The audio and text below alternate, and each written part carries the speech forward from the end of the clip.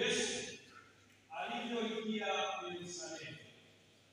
Tumeona jinsi tulivyofanya wakati wa mwanzo wa misa, ndivyo hivyo walivyofanya watoto wa Wayahudi pamoja na watoto.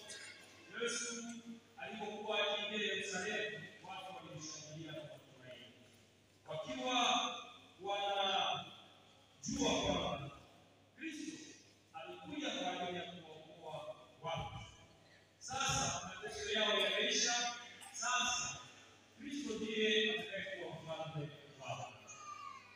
Ndio, Kristo alikuwa ni mfalme, lakini si mfalme wa dunia, si mfalme wa haya ambayo walikuwa wakifikiria.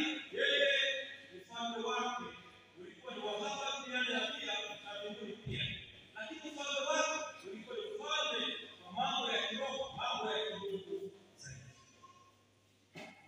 Sasa ndugu zangu, mlishangilia vizuri sana leo,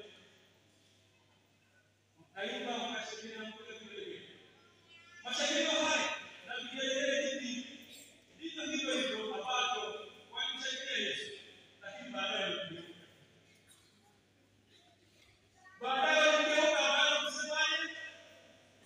Msulubishe, msulubishe. Unaona Yesu anataka kugeuka. Kwa mashangilio yote ambayo tulionyesha, ndivyo tunakupenda shangilio. Ndivyo kwa shangilio hapa. Ndivyo alivyoshangilia hawa Wayahudi Yesu alipokuwa anaingia Yerusalemu.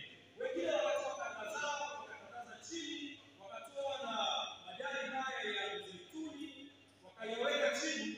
Yesu akapita juu yake, anamshangilia Hosana, Hosana mwana wa Daudi. Mbarikiwa aliyekuja na Bwana. Hosana, Hosana mwana wa Daudi. Lakini baadaye ndugu zangu waligeuka, wanasema asifiwe, asifiwe. Ndivyo ndivyo sisi wanadamu. Ndivyo wanadamu tugeuka. Ndugu zangu,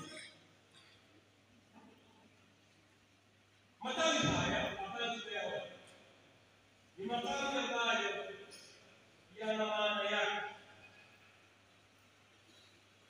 Kule Yerusalemu, majani yale ya mzeituni waliyobeba waliokuwa wakimshangilia Yesu yalimaanisha amani.